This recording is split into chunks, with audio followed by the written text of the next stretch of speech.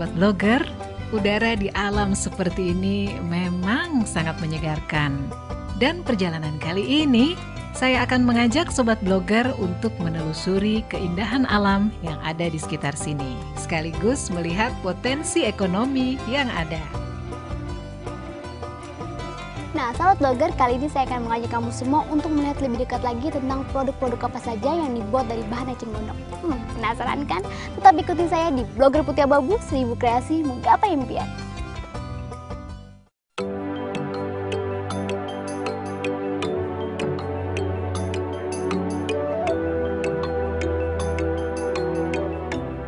Wah, sangat menyenangkan menyusuri Danau Seguling dengan perahu dayung. Ternyata di danau ini banyak tumbuh tanaman eceng gondok yang dikenal sebagai gulma atau tanaman pengganggu. Tapi Sobat Blogger, meskipun eceng gondok dianggap sebagai tanaman pengganggu, ternyata kalau kita amati, gulma pun memiliki banyak manfaat, termasuk memiliki nilai ekonomi yang tinggi. Tentunya dengan cara mendaya gunakan eceng gondok menjadi barang-barang yang sangat bermanfaat.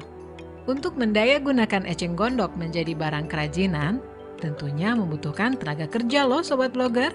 Tapi jangan heran, melibatkan warga sekitar sebagai tenaga kerja dari usaha kerajinan eceng gondok ini tentu satu terobosan yang sangat bagus Sobat Blogger. Lalu bagaimana ya cara mengelola warga sebagai tenaga kerja sehingga bisa menghasilkan satu bentuk kerajinan dari eceng gondok? Gulma yang membawa berkah. Nah, ini nih Sobat Blogger, salah satu pengrajin yang sedang asik mengambil tanaman eceng gondok.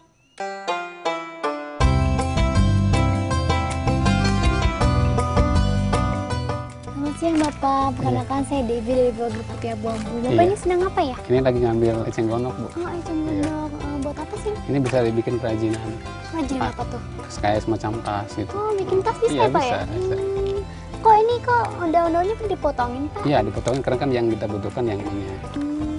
Ini Bapak yang punya ya?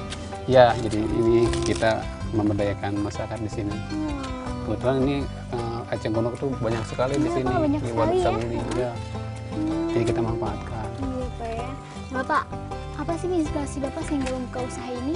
Oh, ya ini kan tadi bahwa eceng gondok ini jadi gulma yang sangat mengganggu bagi di Waduk Saguling.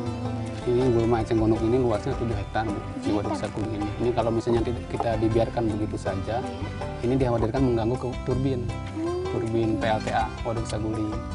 Nah, kita berpikir bagaimana ini di satu sisi lingkungan bisa lestari, artinya bisa gulma eceng gondok itu bisa berkurang, tapi di sisi lain masyarakat bisa berdaya, masyarakat yang di sekitar ini.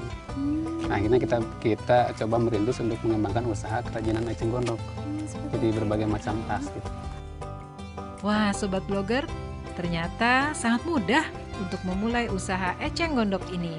Di samping bahan bakunya sangat mudah didapat, peluang pasarnya pun sangat menjanjikan. Masih sangat jarang loh Sobat Blogger, pengrajin anyaman eceng gondok di pelosok negeri ini. Dan dengan sedikit inovasi desain, pasar kalangan modern pun banyak yang memajangnya. Dan pastinya konsumen makin tertarik untuk membelinya. Bahkan pasar internasional pun banyak loh yang memesannya. Wah, sangat menjanjikan ya. Nah Bapak, bagaimana sih pola pemberian upah pada para pekerjanya? Ya, ini kan asalnya tidak berharga, terus kita olah menjadi kerajinan. Nah, kita jual, itu kan menghasilkan keuntungan, laba usaha ya. Nah, laba usaha itu kita untuk dibayar upah. Sistem upah di sini ada sistemnya harian. Aduh, saya udah gak sabar lagi nih Pak, ingin lihat langsung proses pembuatannya. Oh, boleh kita lihat ke sana, Bu. Ini, sekarang kita ambil dulu eceng Boleh gondoknya. kita lihat, kita ambil eceng gondoknya.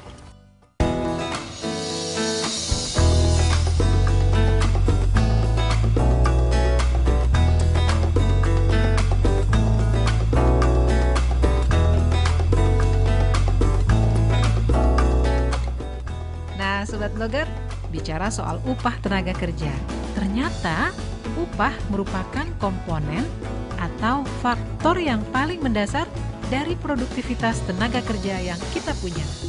Jika mengabaikan hal ini, maka akan fatal akibatnya. Kinerja tenaga kerja, produktivitas, kualitas, dan kuantitas produk pun menjadi turun karena tenaga kerja yang ada tidak pernah termotivasi untuk melakukan lebih banyak buat perusahaan atau pengusahanya. Meskipun uang bukan segalanya, tapi yang harus Sobat Blogger pahami bahwa dengan memberikan upah yang layak dan tepat waktu, itu sama saja dengan menghargai orang-orang yang bekerja untuk kita. Lihat saja produk-produk kerajinan anyaman eceng gondok Sobat Blogger. Lucu-lucu, unik, dan sangat menggugah hati untuk memilikinya. Sobat Blogger pasti ingin tahu kan bagaimana cara membuatnya? Tetap di Blogger Putih Abu-Abu, 1000 kreasi menggapai impian.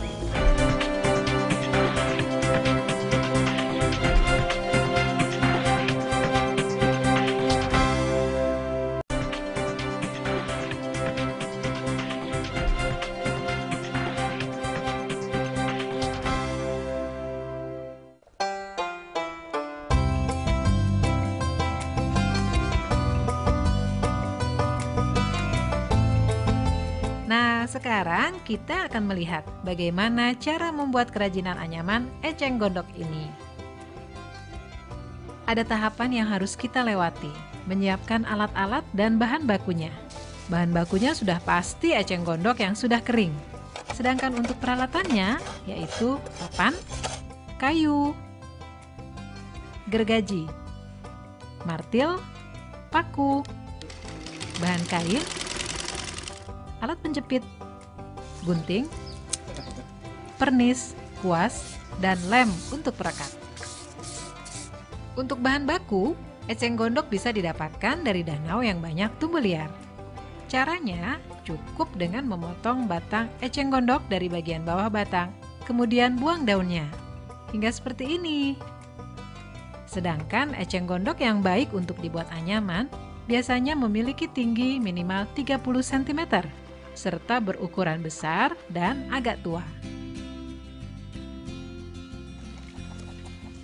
Akhirnya sampai juga. Dan tahap awal yang harus dilakukan sebelum melakukan pembuatan anyaman adalah melakukan penjemuran batang eceng gondok. Eceng gondok dijemur di bawah sinar matahari secara langsung, dan jangan lupa alasi bagian bawahnya menggunakan alas plastik agar mudah dikumpulkan setelah kering nanti. Sobat Blogger, ini adalah proses penjemuran eceng gondok. Proses penjemuran sendiri biasanya berlangsung selama 2-3 hari agar batang eceng gondok benar-benar kering dan mudah untuk dianyam. Sobat Blogger, pada saat penjemuran, sebaiknya batang eceng gondok dibalik posisinya agar kering merata serta hindari batang eceng gondok terkena air ataupun terkena hujan, agar batang eceng gondok kering bersih tidak bercak terkena jamur.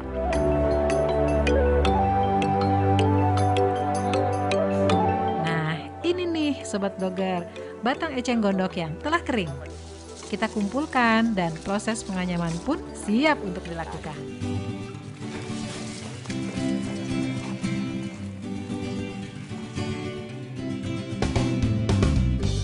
Oh, ini tempat proses pembuatannya Di ya? sini tempat proses pembuatannya. Ini ibu-ibu nih pekerjanya yang lagi mengerjakan. Ini taruh sini ya Pak? Ya, taruh situ aja tuh. Sobat Blogger, ini adalah tempat pengrajin membuat anyaman tas eceng gondok. Dan biasanya para pekerja di sini melakukannya secara sambilan untuk mengisi waktu kosong. Dan para pekerja ini mendapatkan upah secara harian dari pengrajin. Membuang waktu memang hal yang sangat merugikan loh Sobat Blogger. Dan para pekerja ini meskipun melakukannya secara sambilan, namun sangat membantu kebutuhan perekonomian mereka. Pak, proses awalnya itu seperti apa sih untuk membuat kerajinan ini? Ya, tadi kan kita lihat ke sana ya, kita ngambil ecengnya dari Danau Waduk Saguling. Nah, dari situ kita bawa terus kita jemur, Bu. Oh, jemur tadi ya Pak ya? Jemur di situ tadi 1 minggu itu biar kering. Nah, supaya kualitasnya bagus, jadi waktu penjemurannya itu jangan sampai kena ini air hujan. Biar nggak berjamur ini. Biar nggak berjamur ya Pak ya? Biar mulus seperti itu.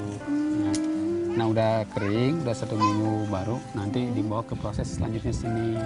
Dipotong-potong, nanti dipotong-potong tuh kayak seperti ibu ini, dipotong. Ada potong. Coba tuh ujung-ujungnya dipotong Ya, ya Pak potong ya? ininya yang dipotong. udah dipotong langsung di ini dipres gitu ya, lebih press manual aja. Dipres itu Ya. di Ya, itu ini, gitu ya. digepengin ya. Dipipihkan ini seperti itu tuh. Seperti itu.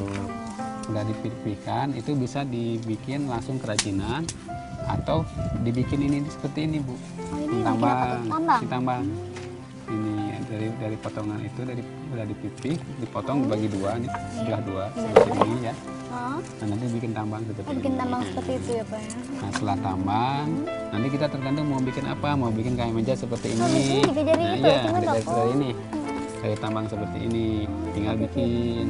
Tinggal dianyam ya. Ya, bikin misalnya tempat tisu seperti ini. Tempat tisu ya, Ini ada seperti ada ini. tambangnya juga kan, ini ada eceng Iya. gondoknya gitu, seperti itu. Seperti itu ya, Pak ya. Nah, kalau yang buat kayak tas yang seperti ini, tas seperti ini Seperti ini. nggak usah Nggak nggak usah dibikin bikin tambang. tambang, tapi langsung itu aja dianyam aja. Oh, seperti Iya. itu. Dan itu biasanya ada itunya, ada cetakannya. Sobat Blogger, sebelum memulai proses penganyaman, hal pertama yang harus dilakukan adalah menyiapkan model, ukuran, serta bentuk tas yang akan kita buat. Salah satu cara untuk menentukan ukuran adalah dengan membuat cetakan anyaman yang ukurannya disesuaikan dengan keinginan. Cetakan sendiri dapat menggunakan papan yang dibentuk menggunakan paku dan berukuran kotak sebagai bentuk badan tas. Berbagai bentuk yang kita inginkan, kita buat dengan menggunakan papan kayu ini.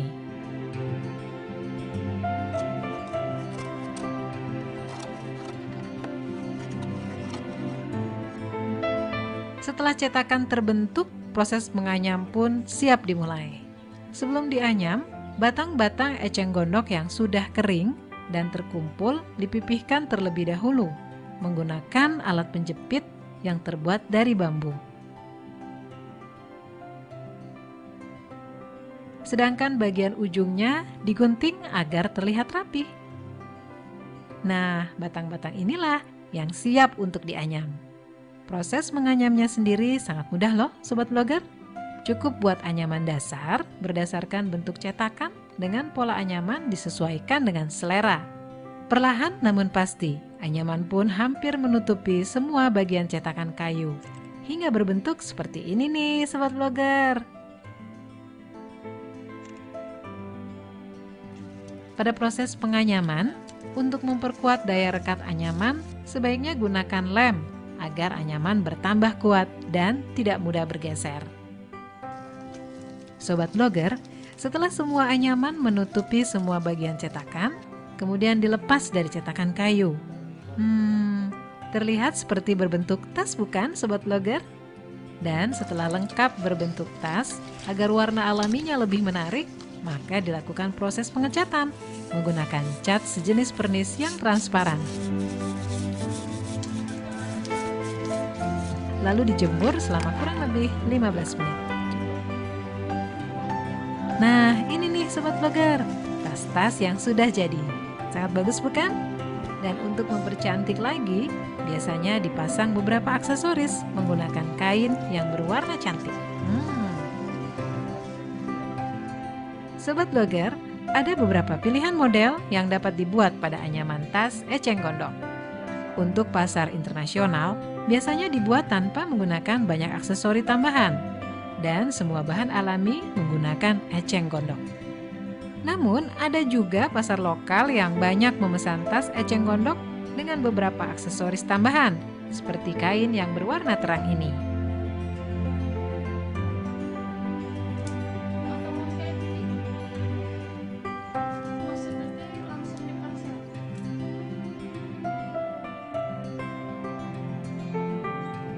Pak, ini proses apa ya? Ini proses akhir, Bu. Oh, proses akhir ya? Ya, jadi ini di sini finishingnya. Tadi kan ini hasil dari tadi ya, Iya, udah di iya, natural tadi finish ya, Pak ya? natural gitu. Nah, kita kombinasikan dengan kain. Untuk menambahkan aksesoris seperti kain, dapat dilakukan dengan memasang kain menggunakan mesin jahit. Seperti bagian dalam tas yang dipasang kain dan resleting, serta bagian depan tas yang dikombinasikan menggunakan balutan kain yang halus. Atau gantungan tas yang menggunakan kain seperti ini. Tas-tas ini terlihat sangat cantik bukan, Sobat Blogger? Bagaimana Sobat Blogger? Cukup mudah kan membuat tas anyaman eceng gondok ini? Nah, Bapak, setelah harus jadi, lalu diapakan? Nah, setelah ini kita ke proses pemasaran. Berarti kita langsung ke proses Ya, kita langsung ke pemasaran. Pemasaran kita salah satunya di situ Patengan. Di Patengan ya, Ya, Pak, ya? kita lihat ke sana. Kita lihat ya Pak ya. Boleh. Nah, Sobat Blogger, sesaat lagi adalah proses pemasarannya. Ingin tahu bagaimana proses pemasarannya? Tetap di Blogger Putih Abu-Abu, 1000 kreasi, gapai impian. Ya, Pak, bawa yuk. Yuk, boleh. Nah, untuk mengingatkan Sobat Blogger yang ada di rumah, bagaimana cara membuat tas anyaman eceng gondok ini? Kita simak yang berikut ini.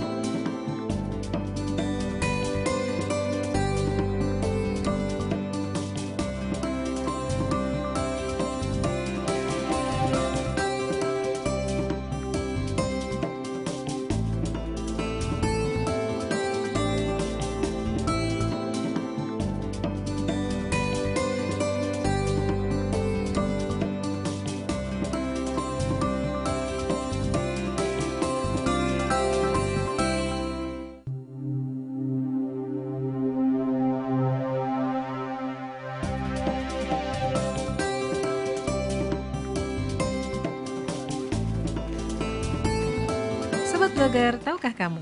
Meskipun sering dianggap sebagai tanaman pengganggu, sebenarnya eceng gondok memberikan efek yang positif terhadap kadar air karena tanaman eceng gondok ini mampu menyerap dan menetralisir kadar logam yang ada di dalam air dengan mengangkat logam-logam berat seperti seng dan merkuri, sehingga kadar air dalam danau tetap bersih dan tidak merusak habitat yang ada. Sobat Blogger, sudah paham kan bagaimana tas eceng gondok ini dibuat? Dan selanjutnya, kita akan menelusuri bagaimana proses menjual tas eceng gondok ini hingga ke pasaran. Tetap di Blogger Putih Abu-Abu, 1000 kreasi menggapai impian.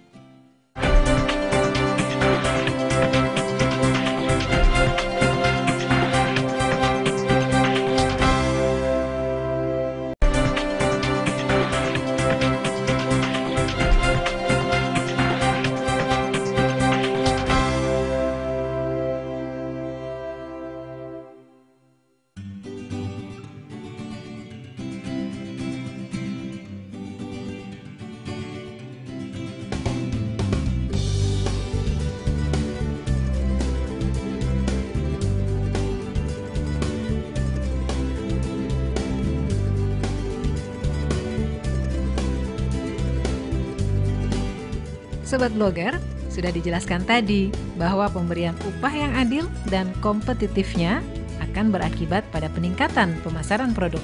Karena pemasaran berhubungan langsung dengan kualitas dan kuantitas produk yang mampu dipenuhi dalam satu periode pengerjaan. Dengan upah yang layak dan manusiawi, para tenaga kerja yang merupakan aset sebuah usaha akan bersemangat untuk dapat memenuhi permintaan pasar. Dengan begitu akan timbul hubungan yang saling menguntungkan antara pekerja dan pengrajin, khususnya pengrajin anyaman eceng gondok ini. Dan cara memasarkan anyaman-anyaman eceng gondok ini, meskipun belum menjadi sebuah industri yang besar, sangat mudah loh Sobat Blogger. Misalnya dengan cara menjualkan pada para penjual barang-barang hasil kerajinan masyarakat yang saat ini, ataupun memajangnya pada galeri seperti koperasi pemerintah yang banyak tersebar saat ini. Dengan catatan, asalkan produk yang kita hasilkan berkualitas, pembeli pun akan gampang menerimanya. Sobat Blogger, perhitungan keuntungan dari satu produk anyaman eceng gondok pun tergantung dari tingkat kesulitan anyaman saat menyelesaikan produk itu. Makin sulit dan unik produk anyaman yang dibuat, maka akan semakin mahal harganya. Dan juga berbanding lurus dengan lamanya pengerjaan itu. Wah, keuntungan yang cukup lumayan Sobat Blogger. Dengan modal produksi yang murah, tas eceng gondok ini dapat meraup keuntungan sekitar 200% dari biaya produksinya. Wah, sangat menguntungkan ya Sobat Blogger. Peluang usaha kerajinan anyaman eceng gondok ini pun masih terbuka lebar dan menjanjikan. Asal dikerjakan dengan sungguh-sungguh, kerja keras, dan terus mengembangkan bentuk produk anyaman eceng gondok yang dibuat agar tidak monoton dan itu-itu saja. Mungkin ini bisa menjadi referensi bagi sobat blogger yang ingin mengembangkan sebuah usaha mandiri. Sambil berusaha juga sambil ikut melestarikan dan menjaga keseimbangan alam. Keren bukan sobat blogger?